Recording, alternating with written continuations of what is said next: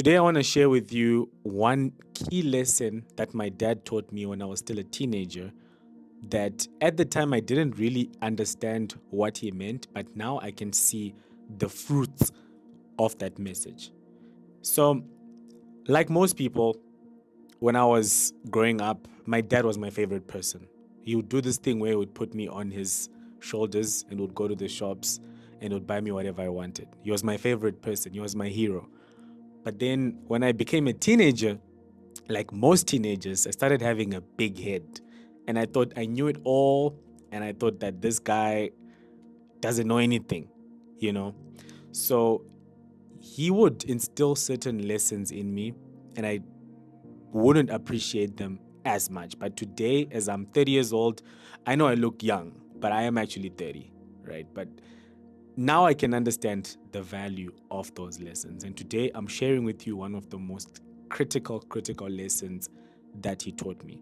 So when I started out in my career, I was working a job at this company and I was doing some software engineering teaching there. And everything was going well until I had a fight with the bosses. I had a fight with the management team. And lawsuits were involved and all these things. And at that time, it was very, very scary for me. And I wanted to fight these people, tooth and nail, go all out with the lawsuit and everything. But then the lesson that my dad taught me was that you should never, ever, ever burn bridges. And at the time, I didn't get it. Right? If you don't know what burning a bridge means, it's simply destroying a relationship to the point where it cannot be saved. So I managed to have that fight with these people, and we didn't have a bad ending to the relationship. 5 years later, that same company is now one of my key clients. So just imagine if I had treated them poorly. And I see this being done by a lot of young people, especially people that are in their late teens or early 20s, where the way they leave a company, for example, or the way they deal with a rejection, it's like there's no tomorrow. The way they would insult or the words they would say, a lot of young people just think that there are no consequences. But your career is way, way longer than you think. It's really, really a long career. And especially in tech South Africa, the circle is not as big as you think. So if you fight with someone, always try to make sure to save the relationship and not burn bridges. So today, I also have something special. My dad is here, and I want him to just elaborate on the importance of not burning the bridge. Over to you. Okay. Hi guys. Well, you need to understand two issues here. The first is there is what we call a conflict and a dispute. So usually in life, we tend to have a misconception on what is a conflict and what is a dispute. Now, a mere misunderstanding between two parties is what we call a conflict. But if that conflict is not addressed in an amicable way, it can actually degenerate now into a dispute. So what I mean by saying do not burn bridges, it's to say there are consequences that are, what I can say, dire consequences if you go the dispute route. So, because we are human beings, we are bound to have different mindsets over one issue. So what I was trying to say to my son is, in any business deal that you're going to do, you are going to have different ways of thinking on set of one idea. You're thinking that side and I'm thinking that side. So it is much better for us to resolve the conflict in an amicable way first. We try to look for as many avenues as we can to make sure that we address the issue. Now, there's what we call emotional intelligence.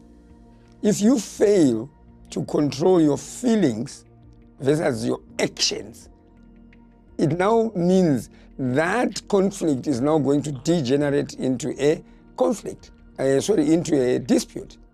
Now, I've got very good examples that I can also give you that made me not to burn bridges with anyone.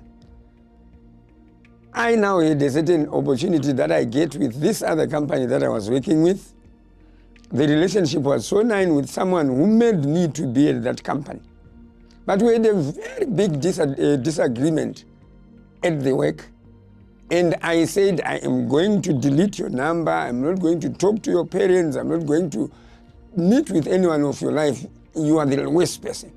We did not actually resolve the conflict. Now, this other day, I went to out of the country to Eswatini, which is Swaziland, former Swaziland. And then I am stuck. My car is down. I burst some tires. I didn't have even money. And now look who is passing by. That person that I had an altercation with, which I didn't finish well, who I had even erased his number. So what he did, he said, he parked his car. He saw that it was me. He did not even ask anything. He just even started by respecting me. Mr. Jim, how are you? Okay, I know you still have got my number. What help can I give you? Can I tell you what? I had even deleted the number. Have you ever been shy to ask a number back of someone who was a very close colleague to you? So in that way, he just went all way out and helped me and even gave me some money and said, okay, I know you are stranded, but don't worry about what happened. So on that way, I did the altercation with this person in my home country in Zimbabwe. But we went and met, I think, 2,000 kilometers away. After 3 years down the line. So at the end of the day, so that's what we are saying. Never ever burn bridges. I always say to people, your enemy, keep that number in that phone. Don't delete it. Keep that number. That one, that ideology of saying delete and block. One day you need that person.